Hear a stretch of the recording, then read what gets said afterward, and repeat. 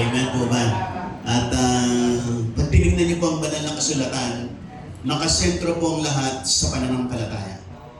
Kaya po tayo tinawag ng mga mananampalataya, kinakailangan mong manampalataya. Kasi pag tinignan niyo po ang banal na kasulatan, ang mga miracles and great things that God has prepared for the people of God ay nakamit sa pamamagitan ng pananampalataya.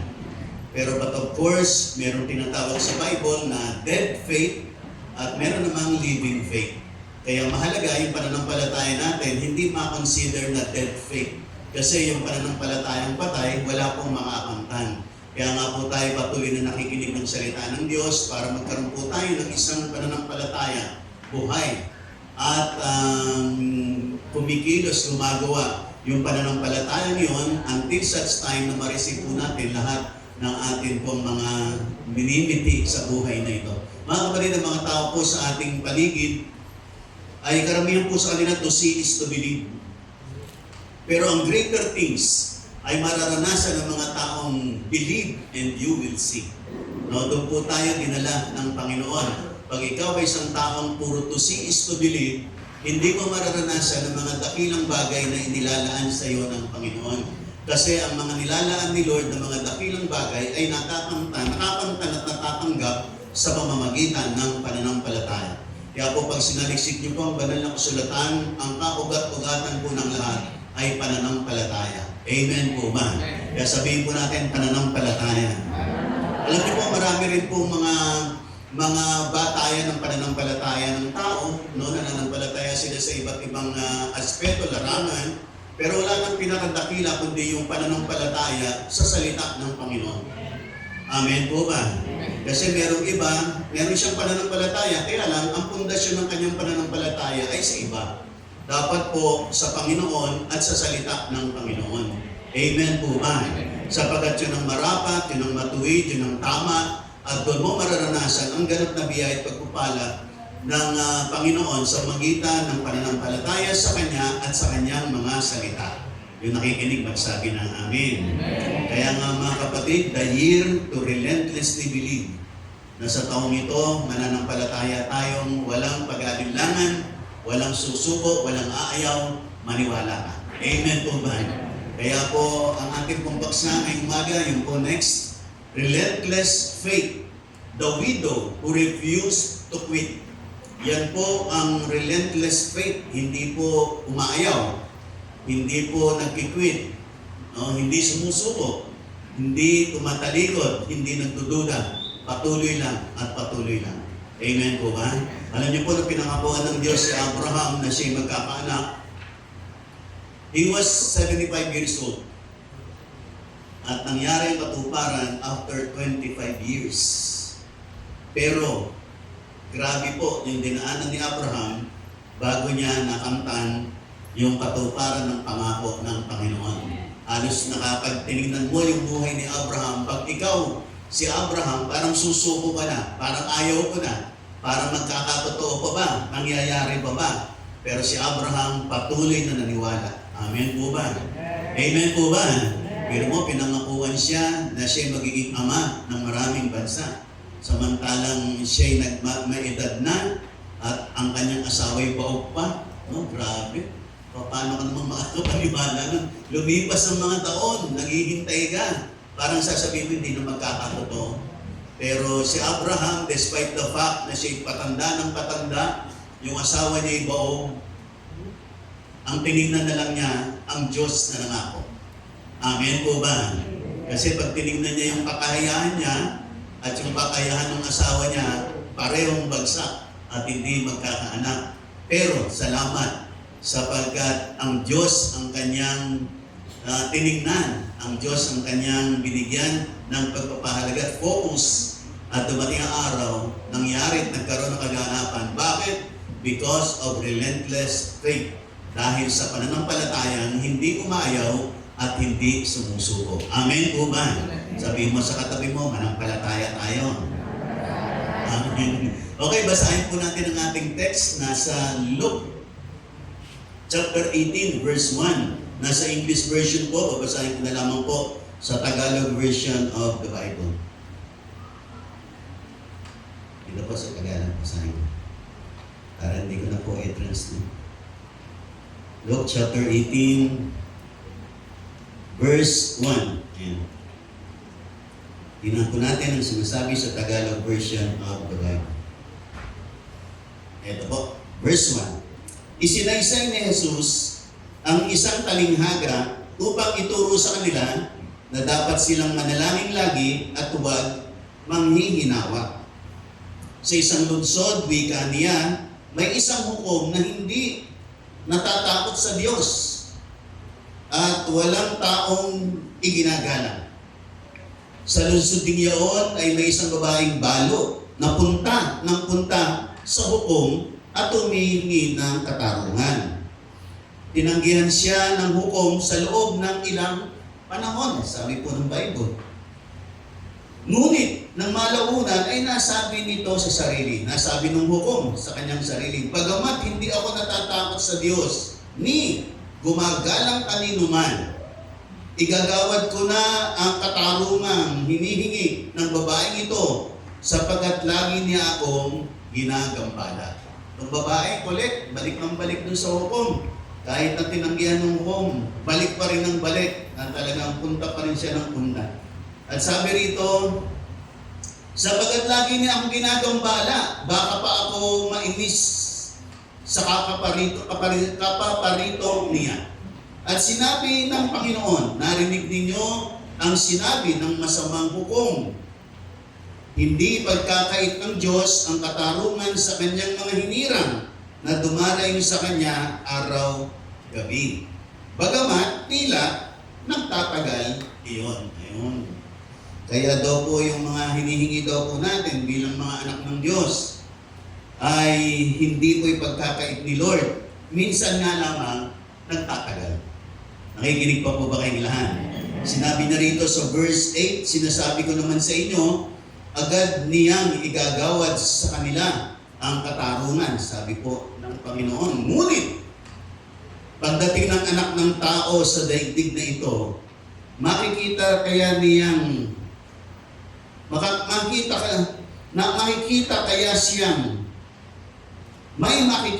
siyang mga taong nananalig sa Kanya. Sabi ng banal na kasulatan, sa bandang muling sinabi ng Panginoon, pagdating ng Panginoon, meron kaya siyang makikitang naniniwala sa Kanya, nananalig sa Kanya, at nagtitiwala sa Kanya. Yung nakikinig po, sabi na amin. Meron po ba? Ang sabihin po natin, meron. Amen po ba? Alam niyo po mga kapatid, with regards to faith, mapapansin niyo po, doon po sa huling talata, basahin ko lang po sa English version, yung verse 8 niya. God will give swift justice to those who don't give up. So be ever praying, ever expecting, just like the widow was with the judge. Yet, when the Son of Man comes back, will he find this kind of persistent, relentless faith in His people? Yan. Pagbalik ba ng anak ng tao na walang iba kundi si Jesus, meron pa kaya siyang makikita mga taong naniniwala pa rin? Amen po ba? Lahat na nakikinig ba, sabi na amen. Mga kapatid, ito pong isang dakilang katotohanan, the reality concerning faith. Simple lang po. Pagbago tayong mga mananampalataya, kadalasan ang nagiging tugon po natin pag tayo po ay humihingi sa Panginoon, ay mabilis dumating yung mga hinihiling po natin. Pagbago kang mananampalataya. Pag tumatagal ka na kay Lord, parang tumatagal din. No, doon sa mga matatagal na sa Panginoon, mapapansin niyo yan. Bakit nung bago-bago akong Kristiyano, pag ako'y humingi, nagdeklara, masaglit lang, minsan isang araw lang, isang linggo lang, dumarating na. Bakit pag nung tumagal na akong Kristiyano, minsan tagal-tagal ng prayer ko. Minsan inaabot ng 1 taon, 2 taon. Nakikinig pa po ba kayong lahat? Naranasan niyo po ba yun? Nandiyan po ba kayong lahat? Mga kapatid, una sa lahat, sa pasimula, kaya sinasagot ka agad ni Lord kasi dinidevelop niya ang iyong pananampalataya. Kaya nga, pag humiling ka, hindi nagtatagal, pinagkakaloob niya agad kasi dinidevelop niya yung pananampalataya mo. Na anak, maniwala ka, nandito ako, sasagutin kita. Amen po ba? Pag tumagal-tagal ka na, minsan tumatagal din yung mga kasagutan. Yung naniniwala, magsabi ng amen. Kasi alam niyo po, ang dinidevelop naman ni faith, ni Lord sa ating faith, pagka meron na tayong pananampalataya, ang dinidevelop naman niya, patience. Kaya medyo tumatagal ng konti. Kasi kinakailangan magkasama yung faith and patience. Kasi pagka ikay na ng palataya, tapos walang patience, minsan darating yung time, susuko ka na. Hindi ka na magiging relentless. Aayaw ka na, tagal naman. Parang hindi totoo, baka hindi naman galing kay Lord yun. Baka ang sagot ni Lord ay no. Kaya aayaw ka na kasi yung pananampalataya mo hindi nalakipan ng patience. Kaya may mga times sa ating buhay, meron po tayong mga hinihiling kay Lord, pero minsan yung mga kahilingan natin kay Lord medyo nagtatagal. Mga kapatid, continue believing. Amen po ba? Lalo na yung hinihiling mo is something that will give glory to God and something that is in accordance with the will of God. Kung yan ay ayon sa kalooban ng Diyos at magbibigay luwalhati sa Panginoon, then go for it, sapagat yan ay magkakaroon ng katuparan. Amen po ba? Kaya paano ko malalaman mga pastor, bishop, na yung hinihiling ko ay ayon sa kalooban ng Panginoon? Kaya nga kinakailangan nating mag-aral ng salita ng Diyos. Kasi habang tayo pinag-aaral ng salita ng Diyos, naintindihan natin yung gusto ni Lord, yung ayaw ni Lord, yung kalooban ni Lord, yung hindi kalooban ni Lord, ay atin pong naunawaan habang tayo pinag-aaral ng salita ng Panginoon. Amen po ba? Nakikinig po ba kayong lahat? Kaya nga, you need to be in the Word of God. You need to stay in the Word of God. You need to always listen to the Word of God. Of course, maganda po yung every Sunday tayo po'y dumadalo at dapat po dumadalo tayo, pero hindi po sapat yun. Kinakailangan meron kang sarili ring pagbabasa ng banal na kasulatan. You need to read for yourself the Word of God. Kasi, biro mo, sa linggo, sa bago tayo uli magkita-kita at makapakinig ka ng salita ng Diyos. Kaya kinakailangan mo, dapat meron kang araw. Araw-araw, nagbabasa ka ng salita ng Diyos. You just pray to the Lord. Lord, gabayan mo po ako sa aking pakikinig. Maintindihan ko po kung ano yung ibig mong sabihin at mensahe mo sa akin through the Word of God. Kinakailangan matuto ka niyan. Amen po ba? Nakikinig po ba kayong lahat? At dapat lahat po tayo, ginagawa po natin yan. Kasi ang Bible po, ang manual ng ating mga buhay. Amen po ba? Ito yung manual ng buhay natin. You need to have a manual of life. And that is the Word of God. At pagka ginabayan ka ng salita ng Diyos, hindi ka magsisisi. Ang buhay mo patungo sa biyaya at pagpapala ng Panginoon. Haligin sa lahat, pagkatapos ng buhay nito, meron kang buhay na walang hanggan sa piling ng Panginoon. Amen po ba? Lahat na nakikinig magsabi ng amen. The introduction, mga kapatid. Jesus told this parable for one clear purpose, that men always ought to pray and not lose heart. Na lagi daw tayong dapat manalangin at hindi panghihinaan ng loob. But this story is not just about prayer. It is about faith that refuses to quit. Hindi lang ito tungkol sa panalangin, kundi tungkol sa pananampalatayang ayaw sumuko. Amen po ba? Tulad ng babaeng yun. Faith that keeps knocking. Faith that keeps believing even when nothing seems to change. Kahit na minsan parang walang nangyayari, maniwala ka pa rin. Amen po ba? Nakikinig po ba kayong lahat? Nakikinig po ba kayong lahat? And this is the faith of a widow. Itong widow na to, itong bado na to, weak in society. Bado nga. Wala nang asawa, nag-iisa sa buhay. Ignored by people. Hindi siya pinapansin ng mga tao kasi nga mahirap lang siya. Balo pa siya. Pero, ang isang kagandahan, meron siyang relentless faith before the Lord. Meron siyang pananampalataya sa Diyos, pananampalatayang hindi sumusuko. Amen po ba? Sabi mo sa katabi mo, huwag tayong susuko. Amen po ba? Lahat na nakikinig, magsabi ng amen. Mga kapatid, pag nagkaroon ka ng relentless faith, makikita mo yung mga great things of the Lord that will come into your life at sasabihin mo, totoo nga ang Panginoon. Kaya nga si Lord, sabi na, Jeremiah 33:3, call unto me and I will answer thee and will show thee great. Sabi niya, I will show you great and mighty things which you do not know. Amen po ba? Kaya sabi niya, tumawag kayo sa akin, papakita ko sa inyo ng mga dakilang bagay. Mga bagay na hindi mo sukat akalain. Mga bagay na hindi mo pa nakita noon. Mga bagay na hindi pa nangyari sa buhay mo. gagawin ko sa iyo. Tumawag ka lang sa akin, at pag tumawag kang may pananampalataya. Amen po ba? At kapag ka hindi dumating ng isang buwan, 1 taon, 2 taon, maniwala ka pa rin. Amen po ba? At may sa isang araw, mangyayari at magkakaroon ng kaganapan. Yung nakikinig po, magsabi ng amin. Mga kapatid, number 1 na nais ko pong bigyan ng pansin, relentless faith prays even when hope is low. Yung daw pananampalatayang relentless, hindi sumusuko, nananalangin yan kahit na ang pag-asa ay parang maliit na lang ang chance. Parang mangyayari pa ba? Sabi nga doon sa Luke 18, there was in a certain city a judge who did not fear God nor regard man. Now there was a widow in that city, and she came to him saying, get justice for me from my adversary. Humingi siya ng hustisya, no, sa mga kumakaaway sa kanya, mga kapatid. Mga kapatid, yung judge, hindi po siya makadiyos. Yung judge, wala pong sinisino. Kasi nga, may mataas na posisyon. Sino ba naman to? Balo. Mahirap pa. Ba't ko naman papansinin ito? Kung di ko pansinin ito, wala namang mangyayari. Ako naman ang nasa posisyon. Yung po yung judge. Ang judge na ito ay selfish. Pero itong babaeng ito, powerless man, mahirap man, wala mang boses, pero may pananampalataya. Amen po ba? Na kahit na walang masyadong pumapansin sa kanya, parang hindi siya kakatigan. Mahirap lang kasi, walang sinabi. Balo. At walang, alam mo, pag mahirap ka, wala kang boses. Amen po ba? Hindi ka pakikinggan, hindi ka papansinin. Mahirap ka nga lang eh. Pero itong babaeng ito, meron siyang pananampalataya. Nakikinig po ba kayong lahat? Mga kapatid, ang widow na ito, walang pera, walang impluensya, walang koneksyon.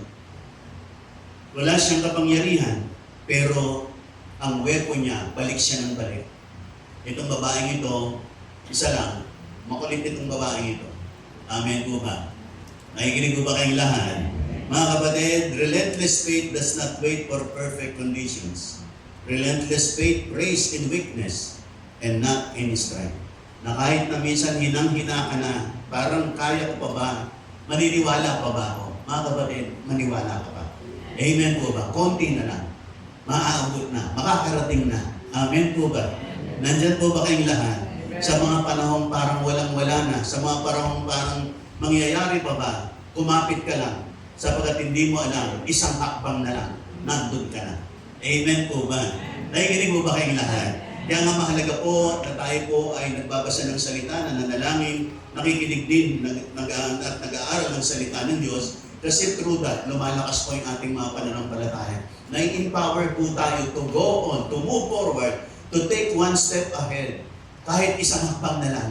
Nakikinig pa po ba kayong lahat? Hindi natin alam yung isang hakbang na yun pala ang hakbang na magdadala sa atin sa katagumpayan at katuparan ng ating mga kinapangarap. Nakikinig po ba kayong lahat? Lahat ng may pananampalataya po malakpak ng malakas sa ating Panginoon. Amen po ba? Amen and amen. Nakapagiging pananampalataya po ay dumarating din sa mga testing. Tinitest din po ang ating mga pananampalataya. Para malaman natin gano'n na ba tayo katibay, gano'n na ba katatag, gano'n na ba kalakas ang ating mga pananampalataya, gano'n na ba kalaki ang ating mga pananampalataya. Kaya dumarating yung time, tinitest po ang mga pananampalataya. Lahat ang nakikinig sabi na namin. Kaya nga, faith that is not tested cannot be trusted. Sabi po ng isang sumulat. Kaya po tayo, dumadaan po tayo sa mga, kung dumadaan man tayo sa mga challenges, mga problems, testings, trials, mga kapatid, those are fight of faith. Yan ay pakikibahan ng pananampalataya. Kasi dyan sa mga dinadaanan natin yan, minsan dyan dumarating din ang kaaway, pinagdududa niya tayo. Sinasabing hindi na mangyayari, hindi na magkakatotoo, hindi ka nagagaling, hindi ka nauunlad, hindi mo maaabot yan. No? Pero ang lahat ng yan ay pakikibahan ng pananampalataya. Kaya nga sabi ni Paul kay Timothy, fight the good fight of faith. Kasi mga dinadaanan po natin, mga testings, trials, and challenges, and problems of life are all battles of faith and fight of faith sa buhay ng bawat isa sa atin. Ang isang bagay lang, basta hindi ka panghihinawaan, hindi ka susuko, maniniwala ka pa rin, I tell you, makakarating ka at magtatagumpay ka. Kasi si Lord kasama mo. Amen po ba? Yung naniniwala mo, malakang ng malakas sa ating Panginoon. Amen. Amen. At manampalataya ka. Amen po ba? Sabihin mo sa katabi mo, manampalataya tayo. Amen po ba? Kaya nga po mga kapatid, ang pananampalataya po ay katulad po ng isang batang patuloy na lumuluhod at naninikluhod at lapit ng lapit sa kanyang magulang. Amen po ba? Kahit ay magulang busy, kahit ay yung sagot ng magulang, humihingi siya sa magulang niya, sabi ng nanay niya, mamaya na, busy pa ako, marami pang ginagawa. Hingi ka naman ng hingi ng pera, mamaya na yan. At busy yung nanay niya, at sabi ng nanay niya, mamaya na yan, masyado ka naman nagmamadali, pero kakukulit ng batang ito, walang nagawa yung nanay, binigyan na rin. Amen po ba? Nakikinig po ba kayong lahat? Ganun po pananampalataya ng babaeng iyon. Kahit na parang ayaw siyang pansinin, parang ayaw siyang bigyan ng katarungan, pero sige, balik lang siya ng balik. Nakikinig pa po ba kayong lahat? Minsan sa buhay natin, we have prayed, ilang beses natin pinagpipray, pero wala pa rin nangyayari. Kapatid, sige pa, konti pa. Amen po ba? Nakikinig po ba kayong lahat? Nakikinig po ba kayong lahat? Na minsan parang dumarating na parang ignored ka, you feel tired, you feel small, pero mga kapatid, maaaring mahina ka, pero mga kapatid, huwag kang titigil sa kakapanalangin at paniniwala sa Panginoon. Amen po ba? Kaya yung famous acronym natin, PUSH, Pray Until Something Happens. Amen po ba? Push mo lang. Amen po ba? I-push mo lang. No? Pray until something happens. Huwag kang titigil hanggang walang nangyayari. Nakikinig po ba kayong lahat? At kung meron kang pananampalataya, kapatid, meron nangyayaring maganda. Maniwala ka at mangyayari at magaganap. Amen po ba? Mga kapatid, tulad ng sinasabi ko po sa inyo, itong ating kinaroroonan, dito may bunga ng pananampalataya. Bunga ng pananampalataya na hindi natin alam paano tayo magkakaroon ng building, paano tayo makakabili ng lupa. Sabi ko nga po sa inyo, during those times, pag tinitingnan ko po ang kalagayan ng ating mga miyembro, pag tinitingnan ko po yung mga offering natin, napakaliliit mga kapatid, hindi po natin kaya. Hindi po natin kaya. Pero, titingin tayo kay Lord. Amen po ba? Sapagkat si Lord ang magpo-provide para sa kanyang gawain. Pag nakatingin ka sa tao, nakatingin ka sa kakayahan ng iyong mga miyembro, makikita mo hindi kaya. Magiging papagawa nating second floor. Actually, yung unahan pa lang yun, pero yung kabuuan niya, baka abutin po tayo ng 10 million. No, sa ating panahon. Pero pagdating ng time na yon, marami na pong milyonaryo sa lugar na ito. Amen po ba? Amen. Nakikinig po ba kayong lahat?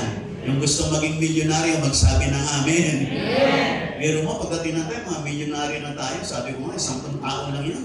Magsasabing yung pastor, sa akin po 1 milyon. Sabi ng isa, sa akin din 1 milyon. 10 lang sila. Abot na po yung 10 million. Tapos na po. Amen po ba? Nakikinig po ba kayong lahat? Amen. Diba?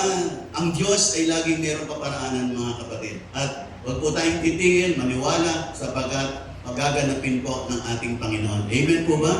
Noong ako ay nagkaroon ng aking bagong sasakyan noon, yung Vios, ilang taon din yung pinapanalangin mga kapatid. Pinapanalangin ko, nakirinig ko rin yung mga leaders natin, mga prayer meetings ng church natin.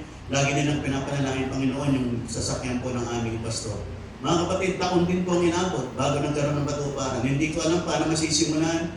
Hindi ko alam saan magsisimula. Basta sige lang, pray lang.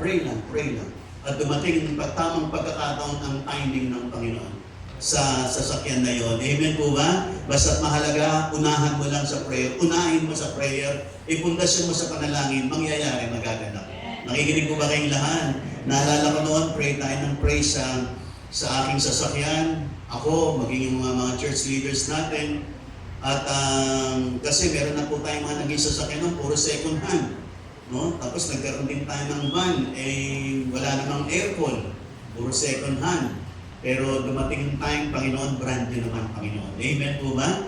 At hindi ko alam paano magsisimula. At ako'y dumalo ng pastoral conference.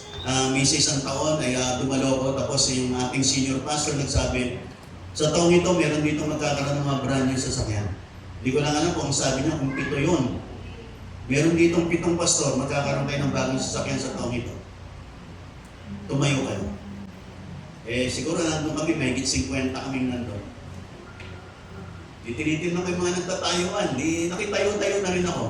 Pinag-pray kami. Pagka sa taong ito, maglalabas yung sasakyan. Hindi namin alam kung paano. Basta naniwala kami na dahil pinag-pray kami, magkakasasakyan na kami. Amen po ba? Nakikinig po ba kayong lahat? Tapos yung isa pong kaibigang pastor sa taga Manila, taga Cavite, sabi niya, Pastor, pumunta ako sa church mo. Sabi niya ganito, pwede ba akong mag-guest doon one Sunday? Ganun ba? Dahil kaibigan ko, sige, halika ako. Magano ka lang, mag-speak ka sa church namin. Dahil nga kaibigan ko, hindi ko matanggihan. At pumunta siya rito, nag-speak siya. At in-encourage niya ang church na ito na bigyan ako ng sasakyan. Sabi niya, magbibigay ako ng 50,000 para sa sasakyan ng inyong pastor. Pasimula, ituloy nyo na lang. Amen po ba? Meron po tayong isang leader dito. Nung nakikinig siya, sabi niya pala sa kanyang puso, Panginoon, paano ibibigyan ng pastor na to, ibibigay ko rin. Kasi ni-encourage niya yung church na bilan ako ng sasakyan. Kaya nagbigay yung pastor ng 50,000, nagbigay rin siya ng 50,000. Nakikinig mo ba kayong lahat? Nakikinig mo ba kayong lahat? Tapos meron po tayo isang kapatiran, humabol po siya. Kasi kinakailangan namin ng pandown sa kotse para mailabas yung kotse. Amen po ba? At yung kapatiran na yun, meron siyang pampapintura ng bahay niya. 40,000 pesos. Sabi niya, hindi na muna ako magpapapintura. Bibigay ko kay pastor para mailabas niya yung sasakyan niya. Kaya kami po ay nagkaroon ng 140,000. At kami lumuwas sa Manila, sa Toyota, sa Quezon Avenue yun. At nailabas namin yung brand yung Toyota ron. Amen po ba? Nakikinig po ba kayo lahat? Yung monthly po nun na 16,000 pesos ay binayaran po ng ating iglesia. Amen po ba? Hindi po ako wala po akong binayad, sila po ang nagbayad. Amen po ba? 36 months sa tulong ng Diyos natapos. Meron pong meron pong dati isang kapatiran na matagal na, hindi ko masyado nagkakaroon ng communication. Pero nung matatapos na po yung sasakyan, sabi niya sa akin, nag-communicate siya. Sabi niya, Pastor, matatapos na pala yung sasakyan mo, magkano bang inuhulog mo? Sabi ko, 16,000 naman. Sabi niya, Pastor, yung ika-36 month sa akin, ako magbabayad. Sabi niya gano'n. Kaya sabi ko sa church, yung ika-36 month ng ating pagbabayad sa church, wag na po kayong magbibigay. Kasi meron nang sumagot. Ang inihiling ko na lang, ipanalangin ninyo na yung nangako, tumupad. Pero pag tumupad, hindi na kayo magbibigay. Amen po ba? Tumupad naman. Amen po ba? At nabayaran sa tulong ng Panginoon. Amen po ba? Amen. Sige po, palakpakan natin ang Panginoon. Amen. Yan po mga kapatid, ang journey ng pananampalataya. Merong journey ang pananampalataya hanggang makamit mo yung katuparan. Nakikinig po ba kayong lahat? Kaya pinakamahalaga, nagsisimula sa prayer. Maniwala ka lang. Kahit minsan tumatagal, sige lang, maniwala ka. May mangyayaring maganda. Lalo na kung hinihiling mo is something that will be for the glory of God. Pagkapalagsay ng Panginoon. Amen po ba? Nakikinig po ba kayong lahat? Next, mga kapatid, number two. Relentless faith refuses to be silenced. Yun daw merong pananampalataya na hindi sumusuko, ayaw niyang siya'y pinatatahimik. Ayan. Yan. Kaya sabi po ng Luke 18, sabi, and he would not for a while. But afterward, he said within himself, though I do not fear God nor regard man, yet because this widow troubles me, I will avenge her. Lest by her continual coming, she weary me. Baka mainis pa ako at magugnot pa ako. Sabi nung judge, sige na nga, pagbibigyan ko na nga ito manunto. Mga kapatid, the judge, hindi po niya alam. The judge did not change because he became good. Hindi po siya nagbago dahil yung babae ay naging mabait, kundi dahil yung babae ay makulit. Nakikinig po ba kayong lahat? Yung kanyang kakulitan ay na-disturb. Yung judge, medyo nasuya pa nga. Pero dahil doon, ay pinagkaloob niya yung kanyang kahilingan ng babae. Nakikinig pa po ba kayong lahat? Mga kapatid, lahat na nakikinig magsabi ng amin. Mga kapatid, ang pananampalataya minsan ay katulad ng isang patak ng tubig. Merong mga malalaking bato na kahit matigas, Pero minsan may mga patak-patak ng tubig. Kapapatak ng tubig, dumarating ang araw, yung batong yun, bumibigay din. Lumalambot din, nagka-crack din. Dahil mayroong pumapatak na tubig. Kahit isang patak lang, pero later on, makikita mo, mayroong nangyayari. Nakikinig po ba kayong lahat? Amen. Kaya kahit pakunti-kunti lang, Amen. amen po ba? Amen. Pagpatuloy mo lang, may mangyayari. Amen po ba? Higit sa lahat, mahalaga, naniniwala ka na ang Diyos na iyong tinatawag at pinaglilingkuran ay buhay na Diyos. Ang Diyos na pinaniniwalaan mo, nangako sa iyo, ay Diyos na tutupad sa kanyang mga pangako. Nakikinig po ba kayong lahat? Mga kapatid, ang Bible ay mayroon more than 5,000 promises of the Lord. Basahin mo and claim one that is for you. Habang nagbabasa ka, meron diyang kikwikin ng Panginoon sa iyong puso na itong pangako ito, anak, para sa iyo to. Nakikinig po ba kayong lahat? At yung pinigil ng Panginoon, binigyang buhay niya sa iyong puso, pangawakan mo at pangyayarihin sa iyo ng Panginoon. Bisan nga lamang tumatagal, pero sige lang, huwag kang mawawala ng pag-asa, maniwala ka, pangyayarihin sa iyo ng Panginoon. Yung naniniwala ko magsabi ng amen. Minsan may mga tao, they are tired, napapagod sila, tagal-tagal naman ang sagot ng Panginoon. Parang sasabihin nila, oh, wala na, huwag ka nang umasa. Pero mga kapatid, ang relentless faith ay nagsasabing, I will never be silent because I know God will answer my prayers. Amen po ba? Hindi ako titigil, mananalangin ako. Amen po ba? At tatanggap ka sa Panginoon. Yung naniniwala magsabi ng amen. Kaya nga mahalaga mga kapatid that you continue to listen to the Word of God. You need to continue to read the Word of God. Kasi tulad ng sabi ko po at sabi din ng Romans chapter 10, that faith cometh by hearing and hearing by the Word of God. Habang nakikinig ka ng salita ng Diyos, habang nag-aaral ka ng salita ng Diyos, lalo umangat ng umangat ang iyong buhay pananampalataya. Amen po ba? Nakikinig po ba kayong lahat? At habang nananampalataya ka, merong mangyayaring maganda sa iyo. Amen po ba? Nakikinig po ba kayong lahat? Yung isang ating kapatiran, no? Na sabi ko nga po sa inyo, nasa Japan, yun ang nag-host sa amin sa Japan, si Pastora Jonalyn. No? Alam nyo na blacklisted sa Japan yan. Pero kahit na blacklisted sa Japan yan, hindi tumigil ng pangarap na makakapag-for good siya sa Japan. Amen po ba? Amen po ba? Pero mga kapatid yan eh. Grabe. Blacklisted, parang hindi ka na pwedeng makabalik sa Japan. Pero naniwala pa rin siya. At sa kanyang paniniwala, gumawa pa rin ng paraan si Lord sa kanya. Amen po ba? Nakikinig mo ba kayong lahat? At naalala ko kasi nung isang araw nagme-message sa akin, sabi niya, Bishop, sabi Daddy. No, kasi minsan tawag niyo sa akin Daddy. Dahil anak ko nga sa pananampalataya yung batang yun. No? Sabi niya, bigyan mo ko ng ng format sa pagkakasal. Kasi naordinahan nga siyang pastora doon. At parang darating na siya, baka inaano siya para magkaroon ng lisensya sa pagkakasal. Kinakailangan ko ng format sa pagkakasal. Eh, sabi ko, sige, hintay mo, hanapin ko lang sa computer. Pag nakita ko, sisend ko agad sa iyo. Kaya pinadala ko sa kanya, nanap ko sa laptop ko, tapos nakita ko, pinadala ko sa kanya. Amen po ba? Alam niyo po, si Joanne, si Pastora Joanne, ay dyan natutuwa ako sa batang yan.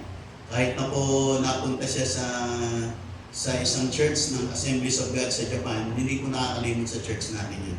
Amen po ba? Yung heart niya nandito pa rin, hindi niya nakakalimutan ang kanyang pinagmulan. Dito po sa ating iglesia. Amen po ba? No? At talagang sana puro ganon. Kasi marami po nung sila'y nakalabas na ibang bansa, nakalimutan na nila tayo. Nakalimutan.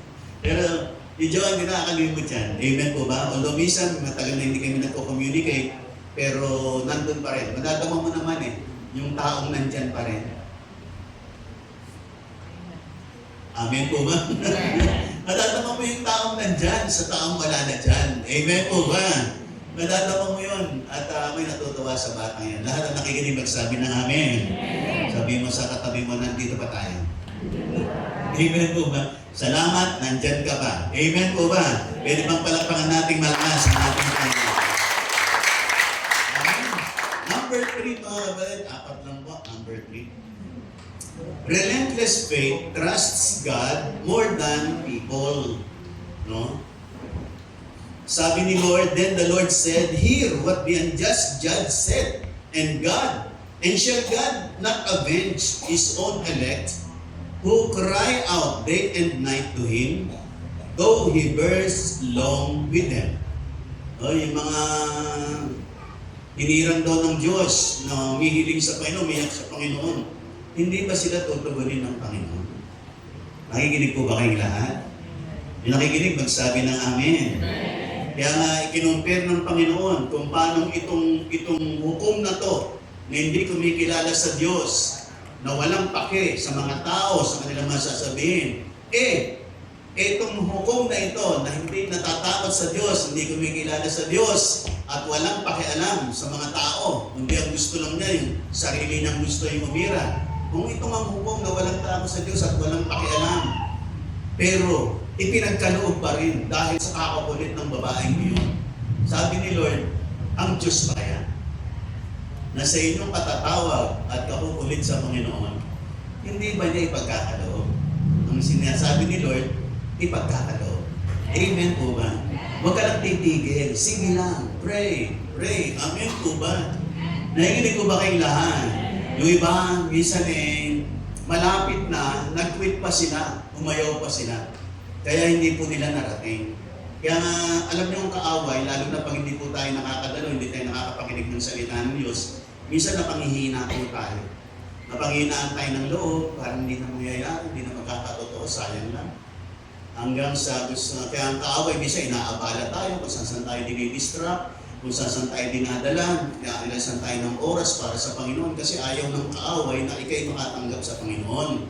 Kaya abalahin kayo sa iba-ibang mga bagay, pero dapat nating malaman that nobody can be as important as the Lord in our lives. Wala nang iimportante pa kaysa si Lord sa buhay po nating lahat.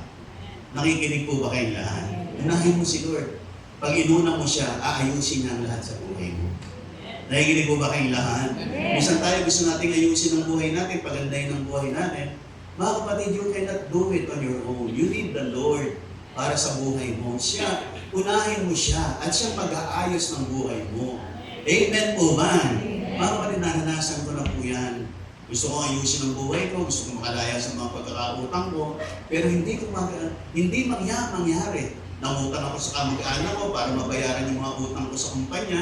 Nung nautang ko na pinautang na ako ng kamag-anak ko, nagastos ko na naman kung saan-saan, nadagdagan na yung utang ko.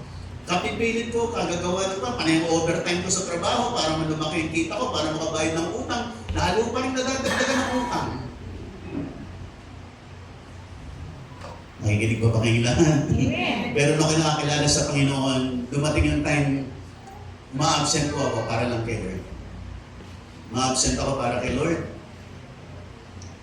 Inuna ko si Lord, binigyan ko ng pansin, lagi akong dumadalo kahit ng last Sunday, may pasok po kami sa kumpanya pag Sunday.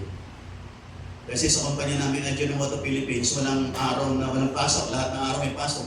No? Diba sinasabi nga sa inyo, Pasko, bagong taon, mahal na araw, Holy Week, at anumang klase ng holiday may pasok. Nasa iyo na lang. Kasi pagpapasok ka, may overtime ka, may double pay ka, mayroong pang night differential pagka nag-overtime ka sa gabi. Pero ginawa ko lahat yun. Hindi ako nakabayad sa utang. Lalo na ako lumubog sa utang. Nakikinig po ba kayong lahat? Pero nung nakilala ko si Lord, nagbigay ako ng time sa Panginoon, nabawasan yung aking mga pasok. Dahil minsan may mga time na Sunday may pasok, natatapat sa gawain, pagdalo, pero ma-absent ako, bawas ang sahod. Pero mga kapatid, nagulat ako. Unti-unti, nakakabayad na ako sa aking mga utang. Nakikinig pa ba kayong lahat? Hindi ko maintindihan pa kung yun, no? Nakikinig po ba kayong lahat? Isang bagay lang na nakita ko, pag na-kay Lord ka, tatanggalin ka na ni Lord sa mga bisyo ng buhay. Diyan maraming no? Mga bisyo. Diyan, sa kakabisyo, ano mga pinagkagawa. Kaya lalo ka nalulubog sa utang Amen po ba? Tinanggal ako ng Panginoon doon, inayos ng Diyos. At kahit na nababawasan yung sweldo ko, nakita ko nakabayad ako. Munti-unti ako nakabayad. Nakikinig po ba kayong lahat? Unahin mo si Lord kapatid. Aayusin ka niya. At aayusin niya ang buhay mo. Amen po ba? Naniniwala daw, pag sabi ng amin at bumalakpak ng malakas sa ating Panginoon. Amen at amen. Mga kapatid, mas kung malaman po natin lahat, hindi po nakukulitan si Lord sa ating mga panalangin. Gusto niyang narinig ang tinig mo. Amen po. Sabi niyo ba, nakaba naman, baka naman naiirita na sa iyo si Lord. Baka naman yung tenga ni Lord, puro ka na lang panalangin. Mga kapatid, hindi po. Si Lord po, ang tinig mo, ang tawag mo kay Lord, ay isang matamis na tinig na naririnig ng Panginoon. No, sa Bible nga, isang masamyong halimuya. Nakikinig po ba kayong lahat? Tayo pong mga magulang na nagmamahal sa ating mga anak, ay ang sarap-sarap pakinggan sa atin yung tinig ng mga anak natin. Nakikinig pa po ba kayong lahat? Kaya ikaw, huwag kang titigil sa kapapanalangin, huwag kang titigil sa pananampalataya, kasi may nakalaan sa iyo si Lord. Huwag kang magpaano sa iba na naiirita na sa iyo si Lord, puro ka na lang dalangin. Mga kapatid, hindi po. Tutuwan-tuwa nga si Lord pag narinig niya lagi ang tinig mo sa umaga, sa gabi, matutuwa siya. Kasi nakikita niya, itong anak ko talagang ang kanyang dependency is on me. At yan ang gusto ng Panginoon para sa buhay ng bawat isa sa atin. At iyong patuloy na pagtawag sa Kanya, tatanggap ka. Kasi sabi ng Panginoon, ask and it shall be given unto you, seek and you will find, and knock, and the door will be open unto you. Amen po ba? Nakikinig mo ba kayong lahat? Pag humingi ka, hihingi ka ayon sa kalooban ng Diyos. Pagka nag-aaral ka ng salita ng Diyos, nagbabasa ka ng Bible, nakikinig ka ng salita ng Diyos, you will know what the will of God is. At yun ang hihiling ka ayon sa kalooban ng Panginoon. Amen po ba? Huwag kang hihiling, damin mo. Ito bang hinihiling ko para lang sa akin o para sa kapurihan ng Panginoon? Damin mo mga kapatid. Papadama sa iyo ng Panginoon. Nakikinig po ba kayong lahat? Nakikinig po ba kayong lahat? At kinakailangan yung mga bagay na hinihiling mo, magbibigay luwalhati sa Panginoon. At gagamitin mo for the Lord. No? Nakikinig pa ba kayong lahat? Amen. At ganoon din mga kapatid, sabi nga, seek and you will find. May mga bagay na kinakailangan, alamin mo muna yung kalooban ni Lord at matatagpuan mo. Seek mo ba Panginoon, ano ba ang kalooban mo rito? Magbasa ka ng Bible, maging sensitive ka. Lahat na nakikinig, magsabi ng amen. Okay, naalala ko kasi nung ako'y nag-pray sa Panginoon noon na ako'y pupapasok na sa full-time ministry. Panginoon, pakita mo sa akin ng tanda na ito na nga ang time. Yan ang panahon na yun, very sensitive ako sa mga naririnig ko, mga tinitingnan ko yung mga nangyayari, mga naririnig ko. Sabi ko, basta Panginoon, pakita mo sa akin ang tanda na yun pag nakita ko yun na yun. At isang araw, kapapray ko, dumating na yung tanda. Nung makita ko yung babaeng yun, wala kaming usapan, nakita ko lang siya. Nung makita ko siya, si Lord nangusap na sa akin. Anak, ngayon na ang time.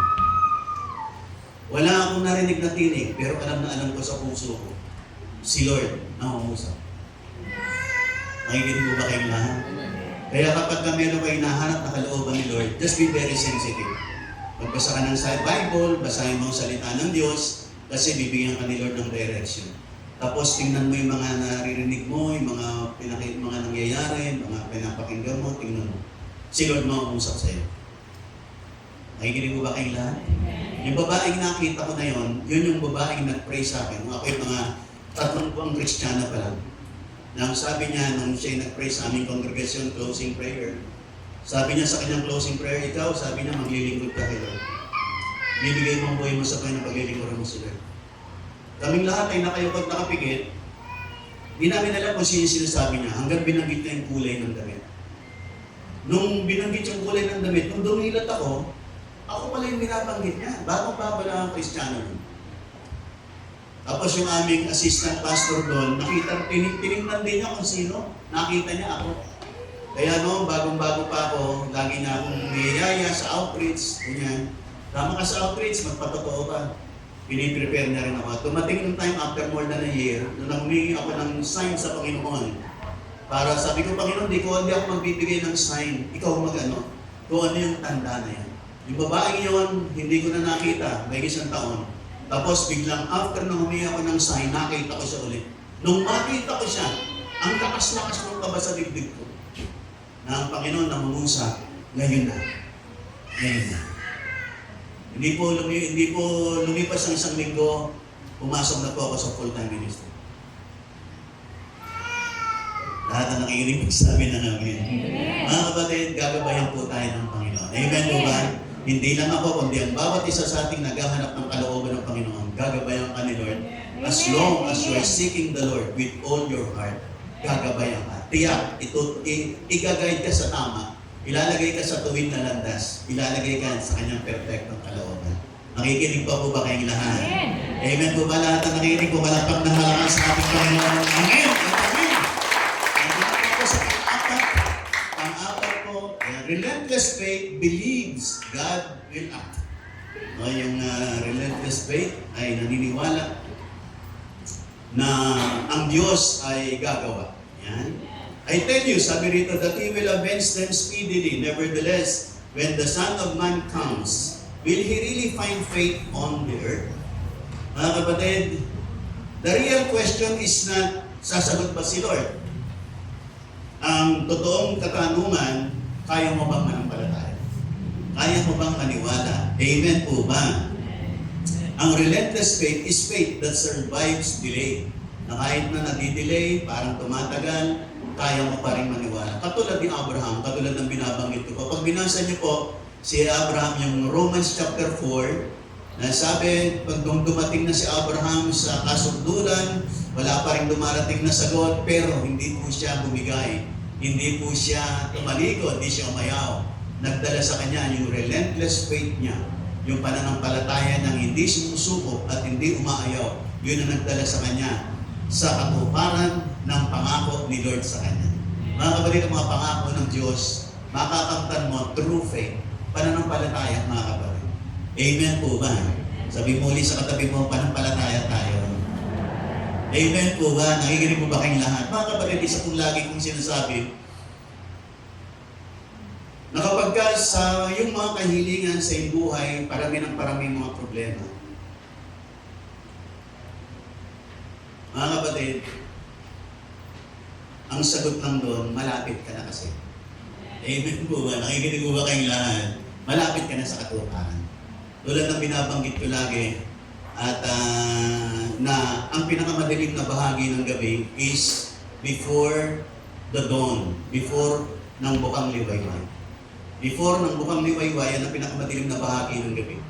Kaya kung sa iyong mga pangarap, hinihintay mo at parang ang dilim-dilim, patong-patong na ang problema, dumadami at ang problema, kapatid, malapit ka na. Amen po ba? Amen po ba? Huwag kang bibitiw, huwag kang aayaw, huwag kang tatalikod, huwag kang susuko. Keep on believing. Keep on believing. Amen po ba? Nakikinig po ba kayong lahat?